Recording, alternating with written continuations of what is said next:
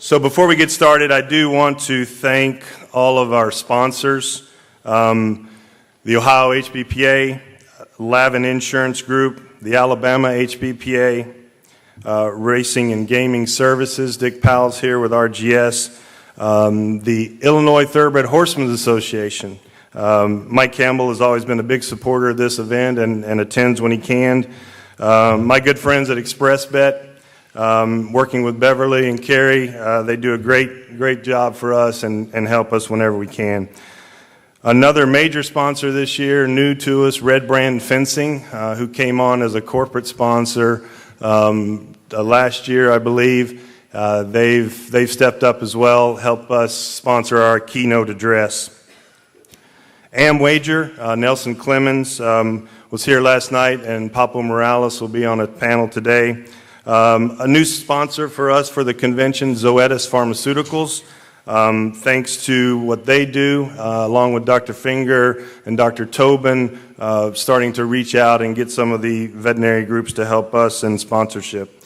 Pennsylvania HBPA, the Thoroughbred Racing Association of Oklahoma, the Indiana HBPA, Minnesota HBPA, the Kentucky HBPA, TOBA, also the Thoroughbred Owners and Breeders Association, a sponsor this year for the convention. Mike Penna, the Horse Racing Radio Network, second-time sponsor for us, has been a big help. Also the Arizona HBPA. Next slide, please. The Kentucky Downs, as always, Corey Johnson's here, has supported us, and the new ownership has also been a great sponsor for us. Kenny McPeak and Horse Races Now, the Colorado Horse Racing Association, the Washington HBPA, the Iowa HBPA, a new sponsor also this year, the University of Louisville, Oregon HBPA, Finger Lakes HBPA, the New England HBPA. I mentioned Lonnie, but the Florida Thoroughbred Owners and Breeders Association, also the Virginia HBPA, the Louisiana HBPA, Embrace the Race, and the Illinois Thoroughbred Breeders and Owners Association as well. Lastly, I would like to just bring up the Racing Television Network, RTN, my good friend Drew Schubeck. He's been a great supporter of ours, has some great packages for you guys if you want to take part of that. Please see me or go to rtn.com. The corporate sponsors, as many of you know, we can't deal without them, and we're very appreciative of having Finish Line Products. Equine Equipment, Steve Anderson is here with his products, and obviously a benefit that we all know that help horsemen, and he's brought along one of his new sponsors, Tenda, so please visit with them out in the foyer. Big D's, once again, Lavin Insurance Group, Red Brand Fencing, the DRF, who is a big benefit to us, as you all know, the NTRA Advantage, and then Will Ville with Labor Horseman Solutions, and then again, ExpressBet. So we couldn't put this on without you guys, and certainly couldn't put it on without our sponsors. So I want to just make sure that everybody gets recognized. I've done something a little bit different this year. You may notice I tried to attach a sponsor to each of the panels, and so you should see that in your convention notes. Just a little bit of housekeeping before we get started. The Benefit Provider Lunch, which is tomorrow. Many of you guys are well aware that for years they've done the Benefit Providers Breakout, which has always been before the convention started in the morning. President Gessman wanted more time and a little bit more space, but it is still an intimate working lunch. A lot of people RSVP'd for that. It took me off guard, but I'm wondering if maybe you weren't aware of it. So if there are some guests out there that weren't aware of that lunch tomorrow, just come see me, and it's going to be in a different room, but it is set up to be an intimate working lunch, but we're going to probably double the size in people. So if you were unaware of that when you RSVP'd for that, just let us know. If you are posting on Facebook or Twitter, please if you can do the hashtag capital NHBPA 2019, I'd appreciate that as well. Also in the convention manuals, for those who members and delegates of associations or of our affiliates, please take a look at those committee lists and the contact lists. I do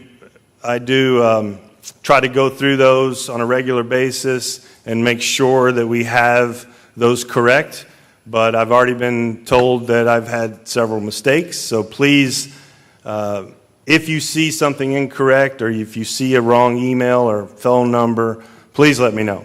And again, keep that throughout the year, because I do get a lot of calls and ask, what committee am I on? Well, it's in that manual. So, and lastly, I just want to thank everybody that's helped me put this together. Michelle McShane, who really, I'm sure a lot of you have talked to. She helped hustle all the sponsorships this year. She did a great job. Obviously, Audria Blake, who has been our convention coordinator for some time, has been a big benefit and has helped a lot of you guys personally to get in here. Dennis Blake obviously has always been there for the Horseman's Journal, but is a big asset here to the convention.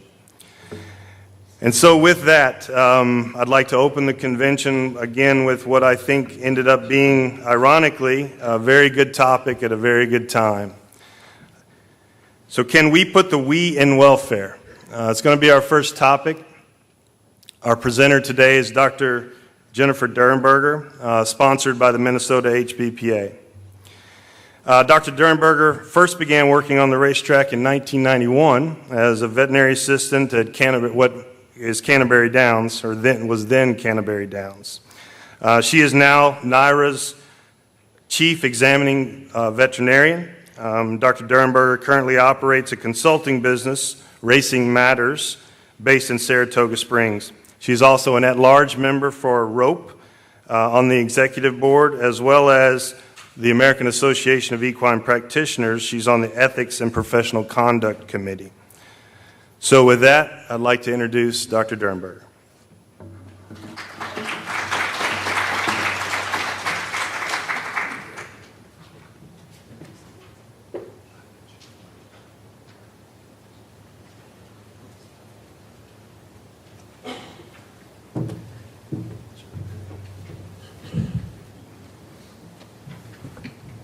I rarely have to move the microphone down. Thank you to Eric for having me here. As he said, this is a pretty timely topic. It's something that I got involved lecturing in about 2 or 3 years ago. Bennett Liebman, who many of you know, had me come and speak in a racing law symposium about this. And at the time, I was like, look, I'm busy, I work a lot, I don't really get this welfare thing, and I'm kind of uncomfortable talking about it. But what it forced me to do was sort of take an academic approach. So what I've done is I've done the hard work for you. So I've done all the research, I've done the academic approach, I've pulled in what I think we need to talk about on this side of the industry, and I've put this presentation together for you. It's really interesting, I think, that the Minnesota chapter is the sponsor of this session. I don't know if that was coincidence or what, but as Eric mentioned, I did start my racetrack career at Canterbury Downs in 1990, and I have had the good fortune to go back and fill in from time to time when they need help, and I was actually there in 2016 and 2017, serving as a commission steward, and I think I know many of you in the room from our interactions. I've really enjoyed working with the HBPA chapters over the years, and I'm in New York now. We have a THA chapter there.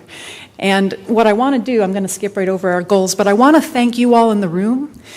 This is New Vocations, and this is a stall that we've got that Nitha set up in memoriam for Rick Violette. And many of you in the room know Rick Violette. He was to New York racing what Kent Sterling was to you all, tireless advocate. And I would say that as a regulatory veterinarian, the biggest change that I've seen over the years in terms of improving welfare of horses is the availability of aftercare programs. There's nothing else. There's no one other thing, single thing that I can point to that's made such a big difference. We've made improvements all over the board. but this is huge for us. Because when we see horses in the morning that are on the decline, there's options now available, right? There's options for these horses for second careers. And so that's changed the way that we as regulators have been able to interact with owners and trainers. So thank you all in the room. All this work is being done at the local levels, and it takes a lot of tireless effort. So thank you for your role in that. We're going to start by talking about how animals are treated under the law and the evolution of how we got to where we got. So when we first showed up here in America, we had this thing called the ancient contract. And this is, an agricultural society, and the relationship that we have with animals is one of mutual dependence, right? So the animals work for us, and we use them, and we produce them. They have production value as livestock. So I summarize that as if you eat well, if we eat well, right? As we started industrializing, concern about the physical treatment of workers, especially children, became an issue. And this spilled over into concern in the cities about how we treated working horses. And we started seeing statutes, laws on the books that said you can't be cruel to animals. So you can't do things. In the law, we say acts of commission, meaning you commit an act. And you can't overdrive, overload, torture, or unjustifiably injure an animal. And these were the first animal laws we saw in the books, and they happened in the cities, New York City in early 1800s. And that evolved into neglect. So first we said there are things you can't do to animals. And then as we started bringing animals into our home as pets, we started recognizing some intangible benefits, right?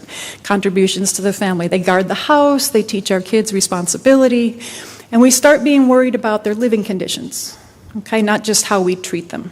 So we start seeing laws that prohibit things that we don't do, right? So these are acts of omission. We omit an act. We fail to do something.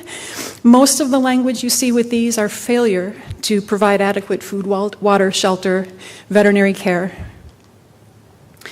And here's where we are today, where the average American is 4 generations removed from that agricultural lifestyle.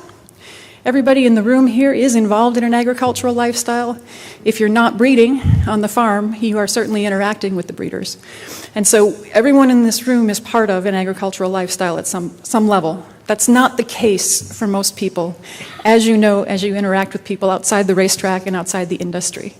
The majority of people in our country have never had physical contact with a non-companion animal.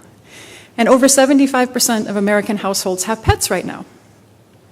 So where we are is we recognize the emotional connection that animals have. They have therapeutic value across the lifespan. Children with special needs, trauma victims, lonely seniors. And so this emotional importance is becoming increasingly recognized.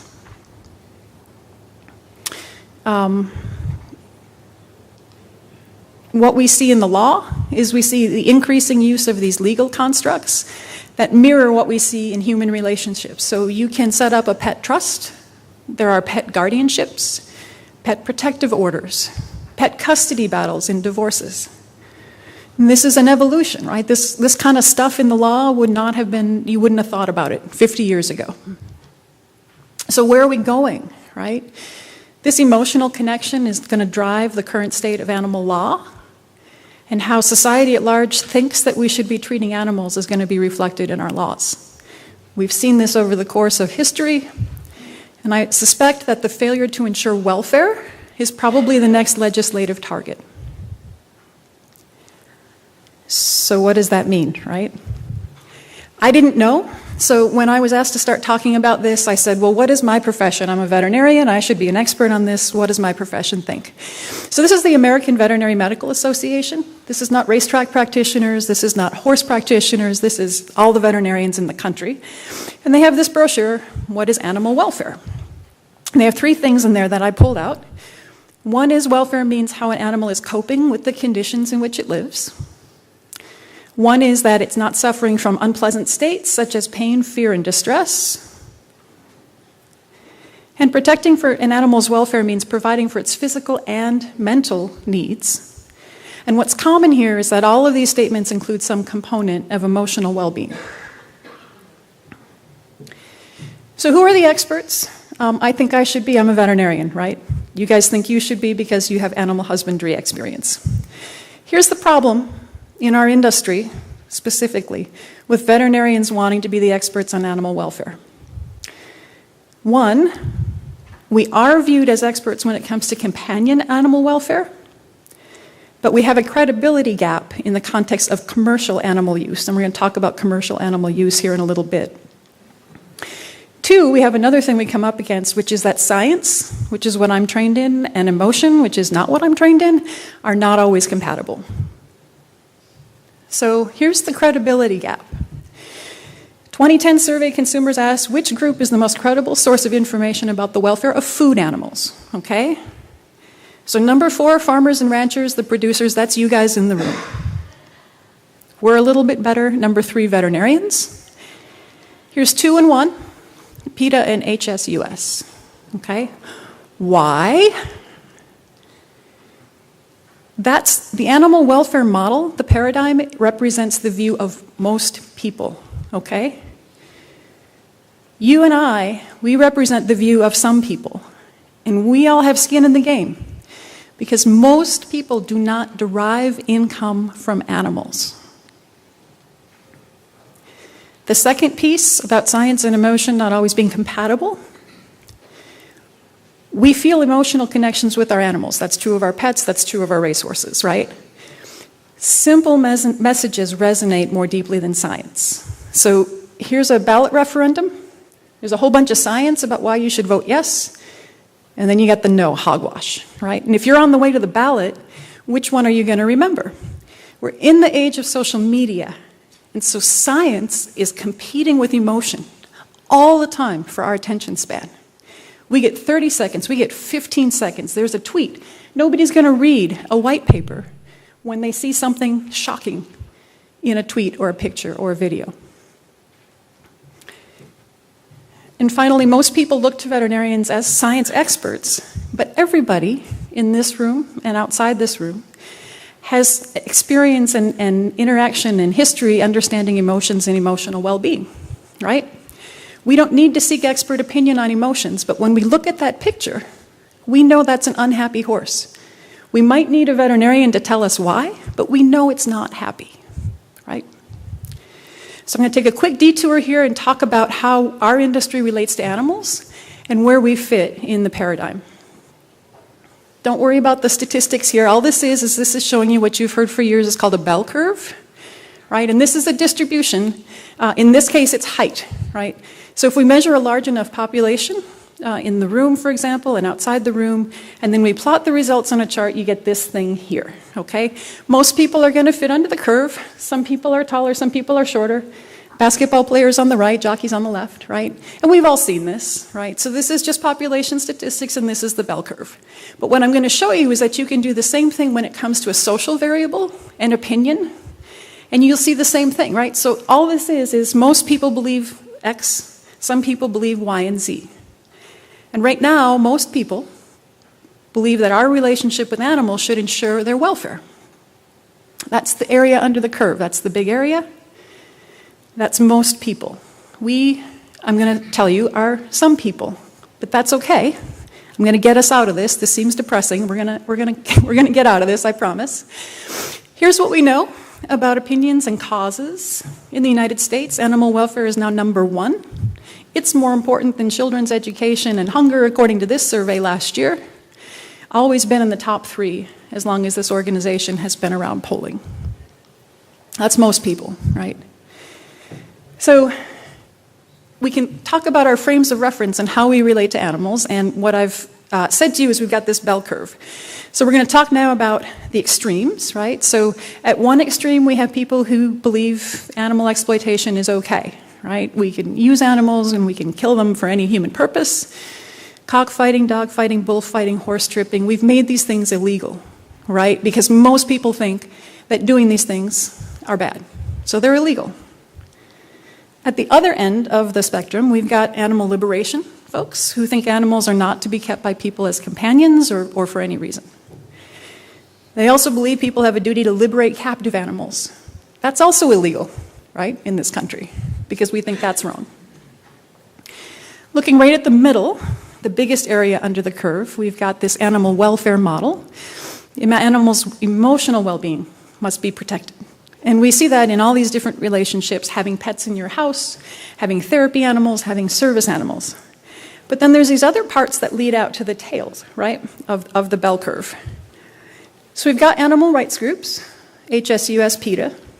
They believe that animals have intrinsic rights that are on par with people's, and that we don't eat animals or use them in sport, research, or commercial purposes.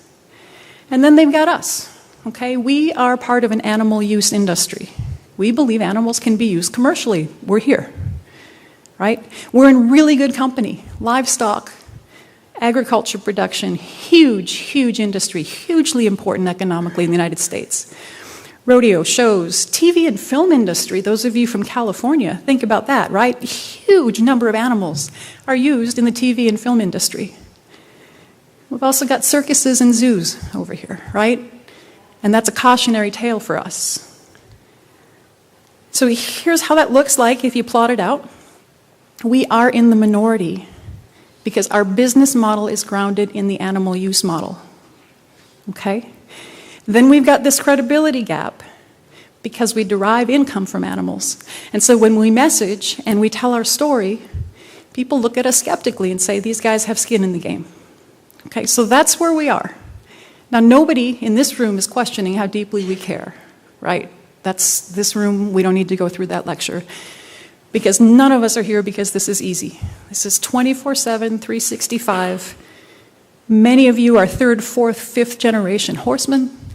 So we're not going to worry about that in this room. We're going to just accept that everybody here cares deeply. But when we're relating to the outside world, this is how we're perceived. And we need to understand how people perceive us before we can start messaging back. Y'all have seen this, right? This was last week, ESPN. I think it was ESPN. Sports Illustrated now. I have no idea why horse racing is still a thing, right?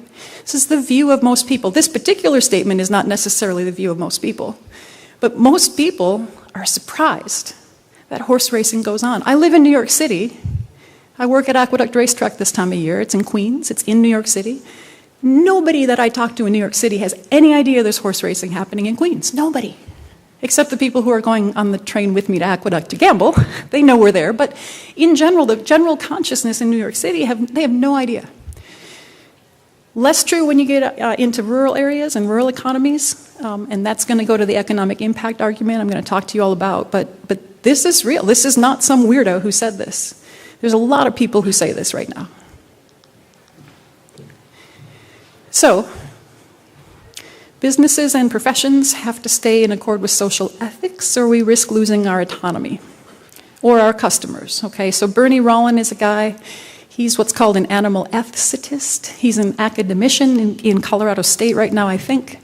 And he's the guy that does the science and research and testifies to Congress and is on committees when they do things like say, hey, pork producers, you need to change the way that you house your sows. So he's the subject matter expert in animal husbandry from the livestock perspective. We've talked about how there's an emotional component to this welfare paradigm. And so what you see from people is when they feel that there's a welfare issue, because of the emotion involved, they really feel like they got to do something, right? They don't just sit at home, they get mobilized, they come out with signs, they stand in front of your racetrack gate. And I'm going to introduce you to this concept of social license. Anyone in the room, have you heard this term before? Because you're going to hear it a lot in the next weeks and months. So social license. Another way of looking at it is consent. But what it is it's the social acceptance and tolerance of an activity that is generally considered to be outside the norm. We're outside the norm, okay? We've already talked about that. We derive income from animals. The parimutuel industry. Okay, not the breeding activities, but the license to have a racetrack and the license to be able to create, to perform your profession, whether it be exercise rider, groom, hot walker, trainer, owner, jockey. The parimutuel industry is built on legislative permission and regulatory licensing. If the social license is withdrawn, ballot referendum or legislative change can shut it down. And I want you to understand that I'm not the only person who's saying this kind of thing. So there's this little video clip, if Dennis can help. I'm not tech savvy enough to actually grab it, so he's going to have to click on it and then advance to 2:15 whenever you're ready. This is a guy named Dr. Rolly Hours, and he does the same kind of lectures that I'm lecturing to you right now in England and also in the Australian states. And we were able to do this earlier. So when we look at today's world, few would disagree. I guess it is changing, and it's changing. He's also a lot funnier than I am, and he makes some jokes, so I figured it would be a little comic relief. And his accent is way cooler.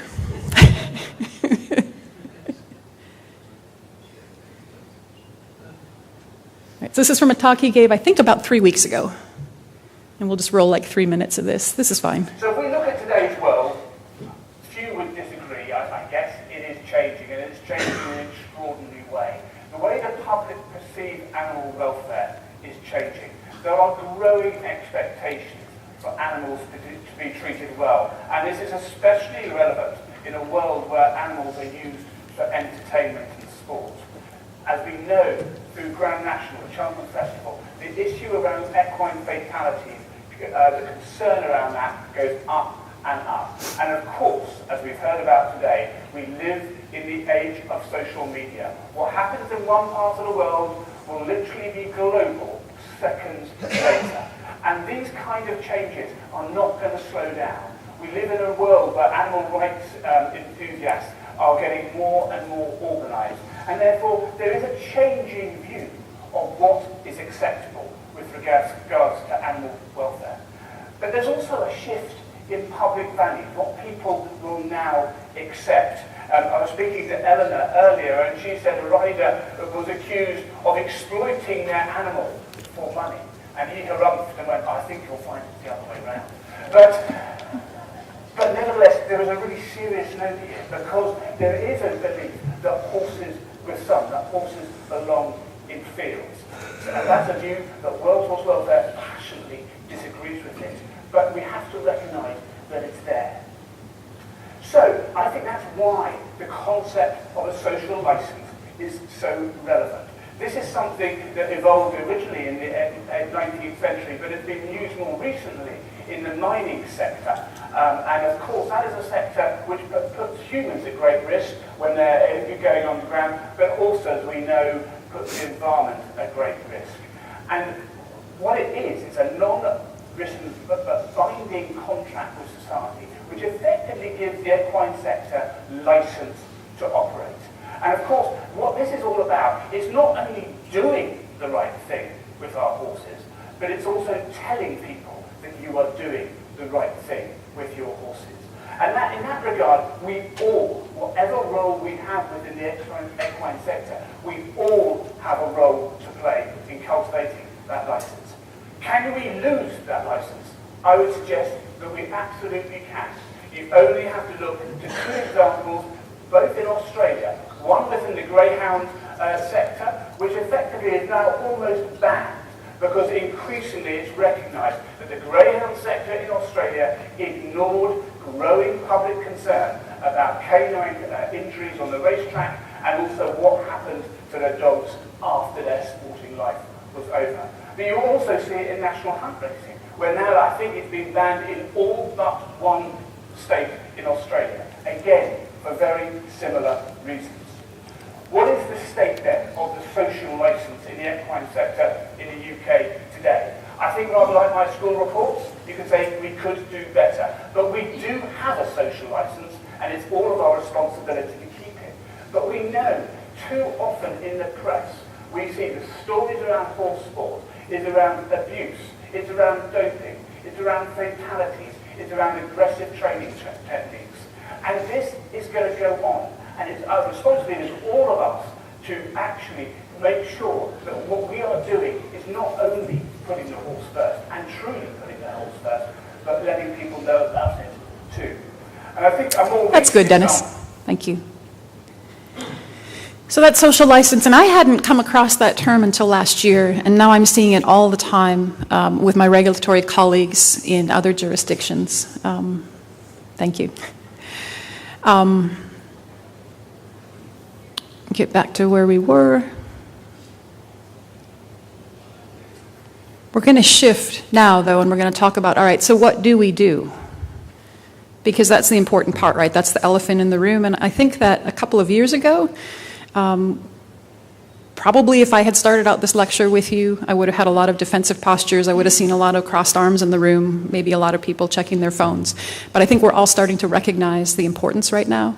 And so I think the key part for us now that we get this is what do we do now that we recognize this? If we are willing to accept that people view us as the minority, that what we do is not normal, we are in the minority, what do we do about it? Then we can actually start coming up with things that we can do about it. So a little bit more about this, the unpleasant process of change. This is what that welfare concern life cycle goes like, right? So there's concern. It's expressed privately to the responsible industry, and the complaint is dismissed or ignored. We've been there, we did that, okay? Then there's a grassroots campaign. Allies are recruited, and they wait, right? And then there's a precipitating event. Oh my God, something horrible happens, and the complainant and their allies now can make this a headline to further the support for their cause, because we weren't engaged in the dialogue. Consumer boycott, ballot initiative, proposed legislation can ensue, and then the responsible institution or industry is forced to respond, or in some cases simply eliminated. Okay, where are we? We know we're here. How do we know we're here? Well, consumer boycott with our livestock production friends. Farmers and producers have been forced to amend the way that they manage their livestock, right? So we've got the cage-free eggs. We've got the elimination of gestation crates in pork production. We've got grass-fed beef. None of those terms are foreign to any of you in the room because you're consumers, right? Consumer boycott works really well because there's 250 million Americans and they all eat, okay? They don't all come and wager on horse racing, though. Sorry, 325 million. They all eat, but they don't all wager on horse racing. So consumer boycott isn't so effective. There are some groups out there that are doing it. They're showing up to tug on the conscience of people who are coming to wager on horse races, but the threat of a consumer boycott, not so effective for us. But we know about this. We're in Florida, right?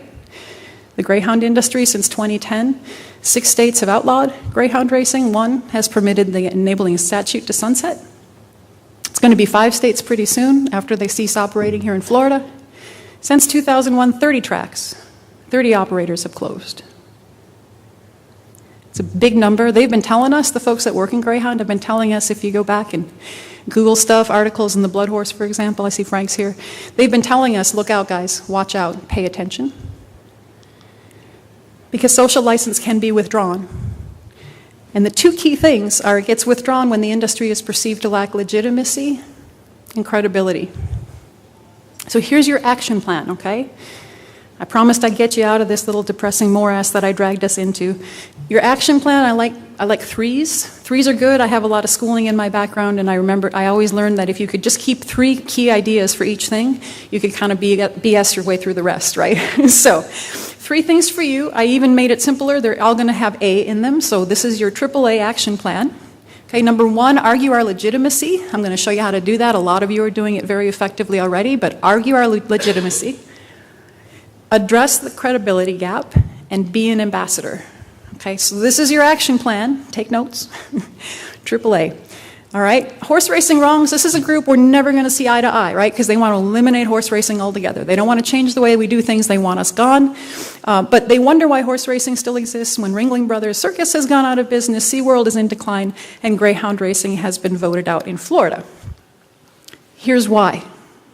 Here's why we're different, okay? The economic impact of our industry.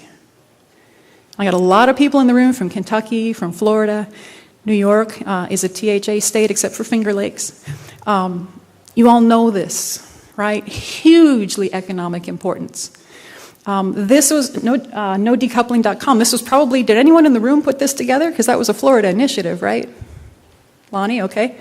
But this is huge, right? Animal use industries, like us, like livestock production, we are tremendous engines of economic development, particularly for rural economies. So the people that I interact with in New York City off the racetrack, they don't know what the business is in New York. But they probably do in Shakopee, Minnesota, surrounding the racetrack. They probably have a pretty good idea because the horsemen are coming in to their restaurants, to their businesses. I would argue that's why we are where we are, but change is coming, right? So argue our legitimacy. Here's what it looks like in New York. $5 billion industry. That's all of the breeds combined. Standard bred's pretty darn big in New York. 26% increase in the last 5 years, 121% growth rate since the last survey in 2005. Know your numbers. When you're talking to your legislators, when you're having events and folks are around, when you're engaging with your commission, know your numbers. Talk about your numbers. Okay, the numbers are so important. Jobs, 42,000 full-time equivalent jobs for New Yorkers.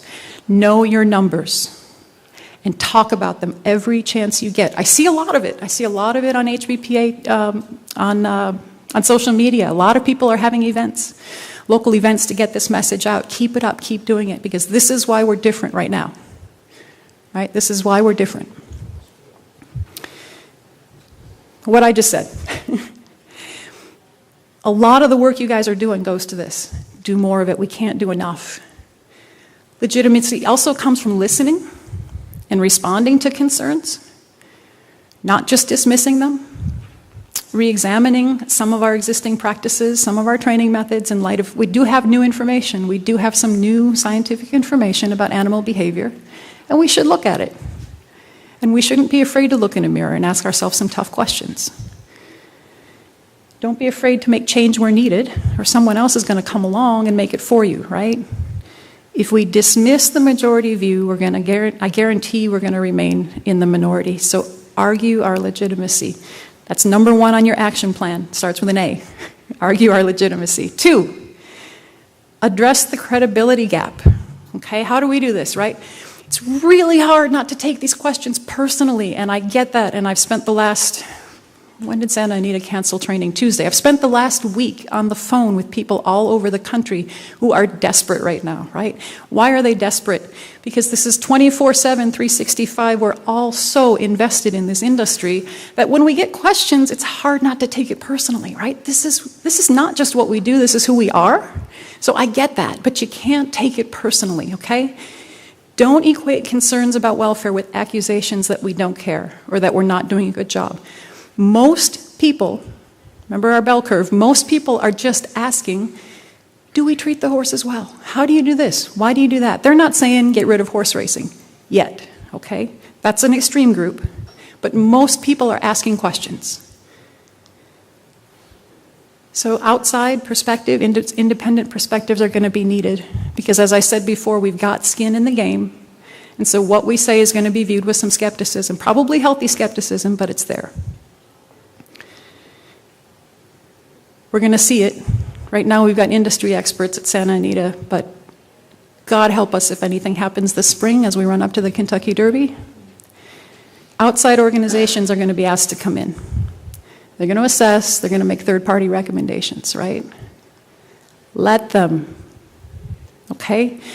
Any group that comes in that's legitimate is going to spend a lot of time talking to people who can articulate and argue our legitimacy. Let them talk to me. Anyone who doesn't know me in the room after listening to me for the last 40 minutes, do you doubt that I could sit with somebody who has an agenda and talk to them and represent our industry in a good way, in a healthy way, right? So let them come in. If they're fly-by-night groups, if they're extremist groups, they're not going to be invited in, right? The legislature is not going to bring in horse racing wrongs to evaluate. They might bring in PETA or HSUS, but why? Because those organizations have more institutional credibility and more funding. Step 3, be an ambassador. Every now and then I sort of relay some inside baseball stuff on my social media account. Sometimes when a horse is claimed, the new groom will find the old groom and ask about favorite treats and toys. And then Twitter even suggested I put the teddy bear in, so I did. So the horse can feel right at home in their new barn. Within 24 hours, this number's over 30,000. Within 24 hours, I had 30,000 people. This appeared on their timeline. I don't know if 30,000 people actually looked at it, but at least 1,000 people did something with it, right? Because there's over 1,000 engagements. These numbers are way up. That was the first day. This went out on Gotham Day, which in New York is a fairly big stakes day. And I went to the NYRA NYRA's got a whole social media team. They've got a feed, their own feed, and then they've got some individuals who put out their own social media stuff.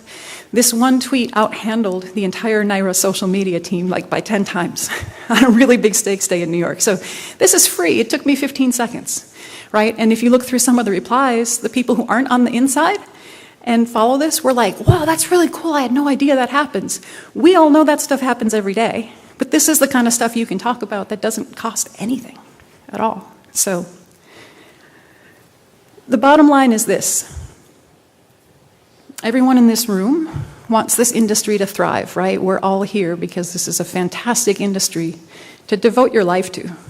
And I'm looking around the room, and everybody in this room has devoted their whole life to taking care of the horse. So it's imperative that we start to align how we think about welfare issues with the majority view.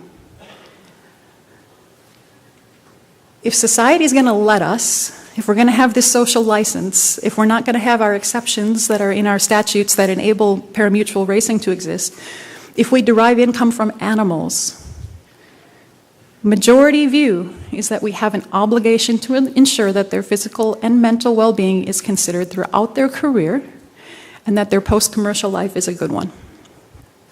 Here's your action plan again. Argue our legitimacy. The economic impact of this industry is huge. The agribusiness side is billions of dollars. Address the credibility gap and be an ambassador. We have to all hold each other accountable for putting the horse first in everything we do, because when we do right by the horse, all else follows. Okay.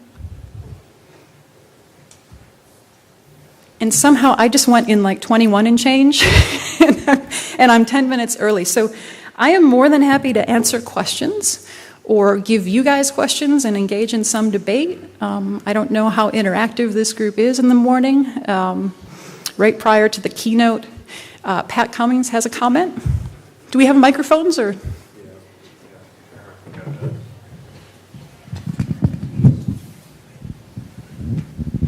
What I'll say while he's carrying the microphone is that the beauty of being the opening act is that when the headliners come on, if you didn't like my music, you can forget all about it. So we've got a comment here from one of the keynote panelists. Go ahead. Jennifer, thanks for this. The two questions, really. First, I feel as though one of the great enemies or one of the battles that we're fighting as an industry overall could maybe best be summed up by cute cat videos, cute dog videos, which get billions of views through social media and have this anthropomorphic quality, making animals seem, animals behaving in human ways, that maybe is speeding the process of moving us away from that agricultural society.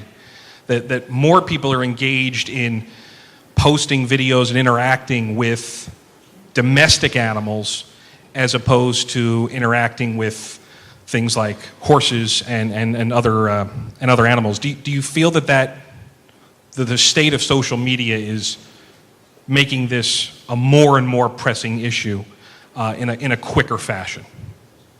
Well, I think the viral cat videos go to what we started here with the history, right? Is that most people interact with companion animals. We can do things with cats we can't do with horses because they fit on our lap, right?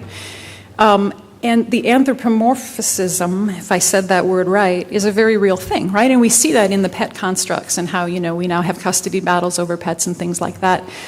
All of that goes to the fact that most people think the duty we owe to animals in general is akin to that which we owe our children.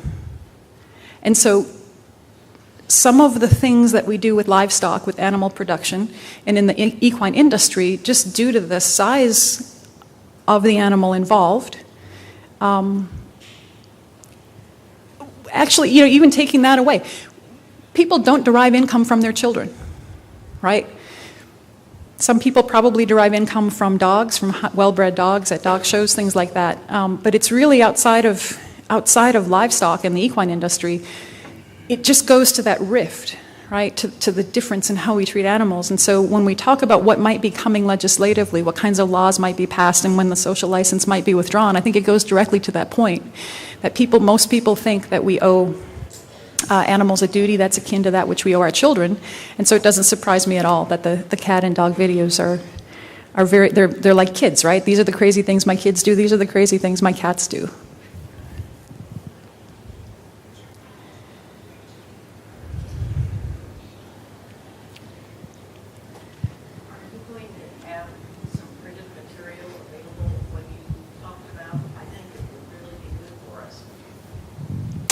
Am I going to have printed materials available? I don't know. I guess that's up to the organizer. The tricky bit about slides, a lot of people have asked for my slide deck when I give the various iterations of this talk, and this is by far the most serious iteration of this talk that I've given in the last 2 years, is that it's a lot of the stuff I say, right? Slides are great for science and to show graphs and 33% of that and 45% of that, but this is an emotional subject. And so I feel like it's the things that I say and it's the questions that you ask and the feedback that you give me that are also critical to this. So I'm not opposed to giving copies of my slides. I just feel like it's missing a really key piece. I'm just saying as a reminder to all of us to recall some of the, because you've covered a lot of good information here that we really need to get a hold of and chew on as time goes along, I think. Yeah, so I don't object at all. I'm also more than happy. I travel a lot. If I'm in your neighborhood, I'm more than happy to come in and talk to your chapters as well.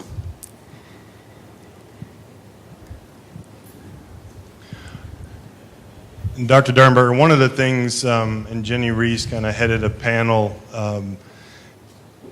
in New Orleans, we had what we called citizens marketers. And I think that plays a little bit into what Pat's saying. Everybody now has an iPhone. You more or less have a camera and a video. You can make sure this industry sees what we do on a daily basis, sees the effort and the emotion that go into what we do on a daily basis. I'm the first person that always reiterates the fact that this is an industry. I get angry when people say it's a sport. It's an industry. But to echo what we need to convey is exactly the antithesis of what's happening at Santa Anita, in that the accusations from the extremists and the welfare terrorists saying that we're putting our horses in danger, that we are making them go to the track. And as I just said on Steve Bick's show, there's not one person who put a horse on the track that day that ever thought something bad was going to happen. And I feel as if we as an industry do need to do a better job and make sure people outside the industry know what these horses mean to us every day.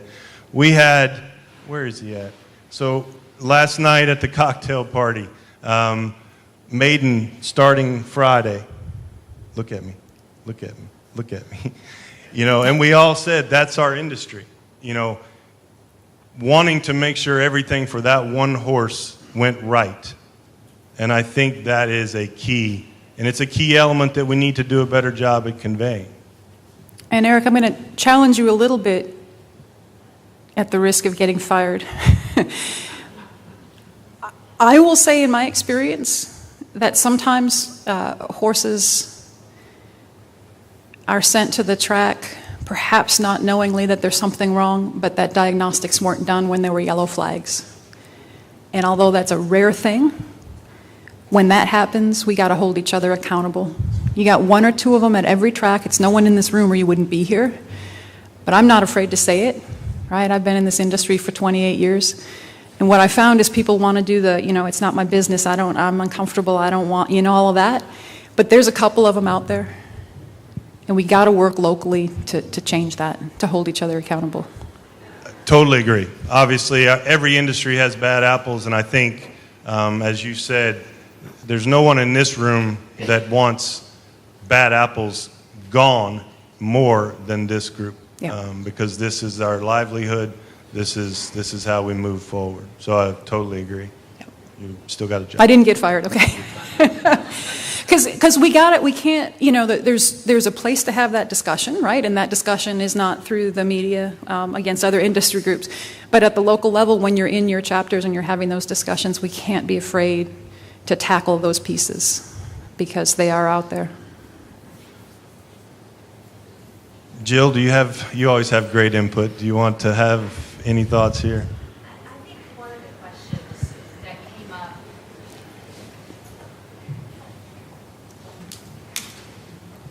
now that Eric has put me on the spot, just in light of what happened at Santa Anita, and I know all of us, whether we're in competition or not, we all feel for all the horsemen, management, everybody involved, because again, that's why we're all here, the love of the horse and this industry that we've all had a part in.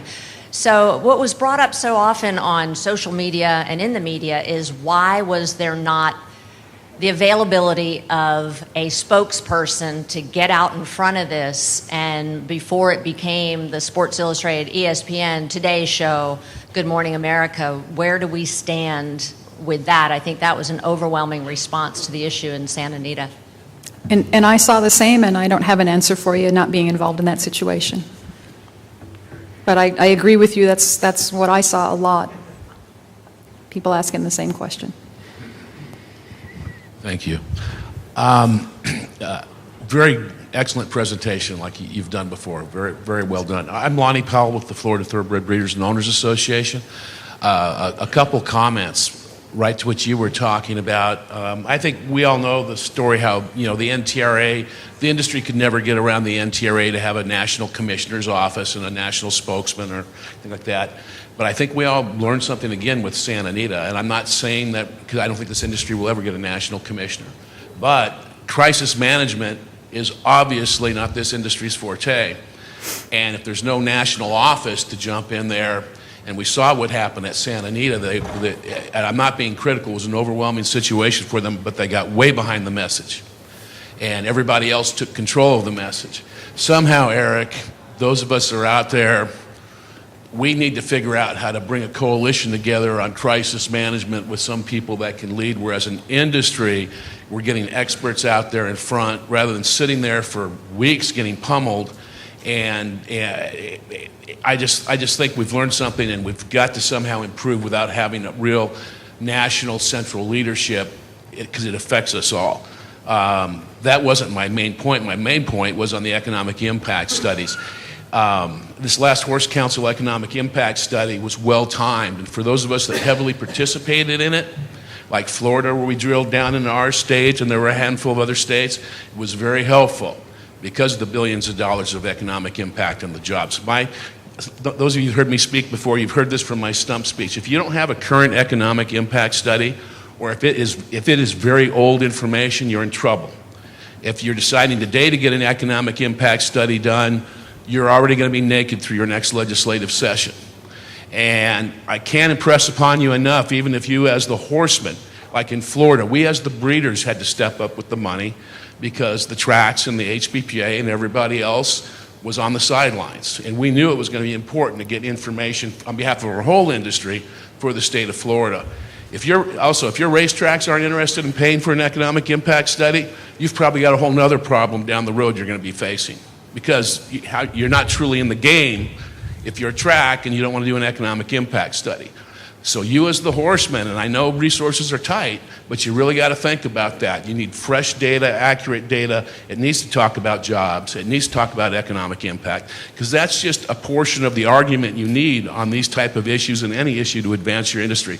So I can't encourage everybody enough to be on those economic impact studies, make them real numbers, make things visual, make it where people can understand. Compare yourself to other industries in the state to show how strong you are. For example, in Florida, the thoroughbreds are larger than baseball spring training. People in Florida can relate to a stat like that. There's got to be stories within your other states as well on that type of thing, but I can't encourage you enough to take what she said and run with it. And on the crisis management thing, Eric, I think that's for some of us to be getting together and figuring out what do we do if there's not a national office that can handle crisis management. I'm not being critical of anybody, there's just no structure for it. But the Santa Anita thing, I think, showed us that we definitely need a better plan. Well, and it showed us something else, and it actually ties your 2 points together, so they're not unrelated. what happened at Santa Anita happened at a racetrack, right? When I'm in New York City, people don't know Aqueduct is racing. Horse racing is still a thing. It's the most public face of what we do, but the economic impact, right? Like if a track closes, if a single track closes, what is the economic impact of that? I don't know. But the whole breeding industry, right? I mean, the operator is this, I don't know what the percentages are, probably like on-track handle and off-track handle, right? I mean, the operator is the public thing, and that's what the public sees and what the public is reacting to. It's the breeding industry and all of the agribusiness tentacles that people have no idea. People in New York City who don't even know there's racing at Aqueduct have no idea it's a $5 billion equine industry upstate. So those 2 points are not at all unrelated. But what happens on the racetrack is the final product, and it's the thing that the public responds to. Jennifer, I want to maybe take a point from Lonnie there as well. Internationally, they have some issues too. And the British Horse Racing Authority has a very interesting model for the way in which they deal with these things. But yesterday, there was a really wild incident at the Cheltenham races. The last race, they run 7 races. The last race was a 4-mile amateur riders race. It's the longest race of the day. The shortest race was 2 miles, but it was the longest race of the day on a soft turf course. And high winds as well, I believe, right? So that 4 miles played more like 5, probably. Yeah. But the third place finisher was beaten 47.5 lengths, and the rider was suspended for 10 days for persevering with the horse. That seems like it's a bit of a slippery slope to penalize a rider. They said he should have pulled the horse up based on the way it performed at the last 2 jumps.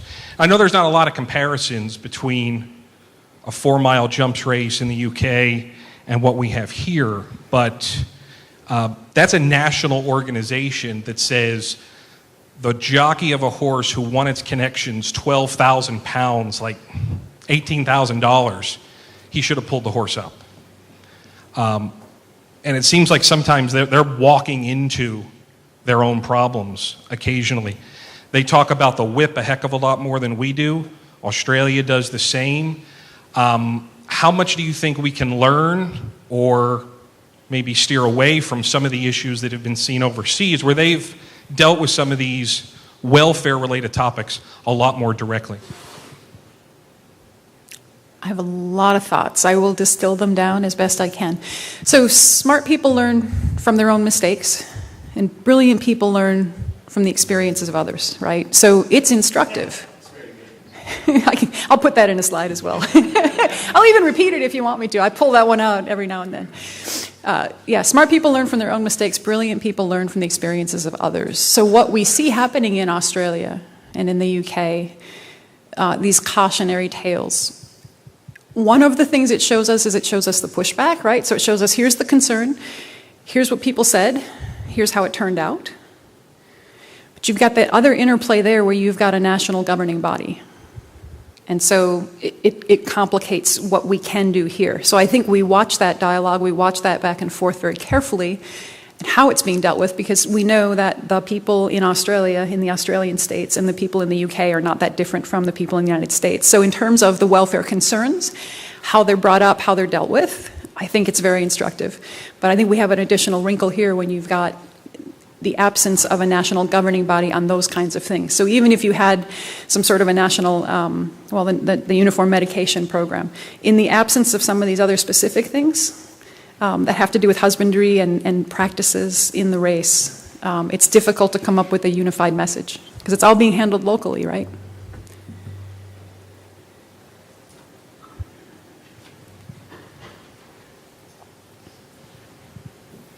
So y'all got the action plan? AAA. I guess economic impact starts with an E. Argue our economic impact, address the credibility gap, be an ambassador. Don't get stuck on the be an ambassador part. That's an easy bit.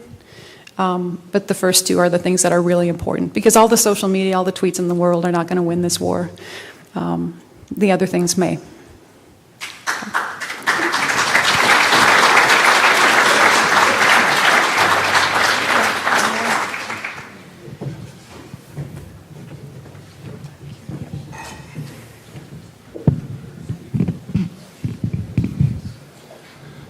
Again, thank you, Dr. Durenberger. Very timely, very appreciated, and much quicker than I anticipated.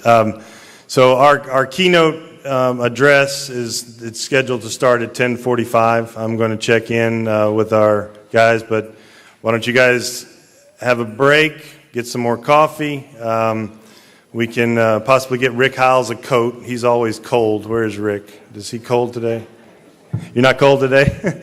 But yeah, take a little bit of a break. I need to visit with the keynote address here in a second, and we'll kick back up. If you could come back in about 10:40, 10:35, that'd be great. Thank you.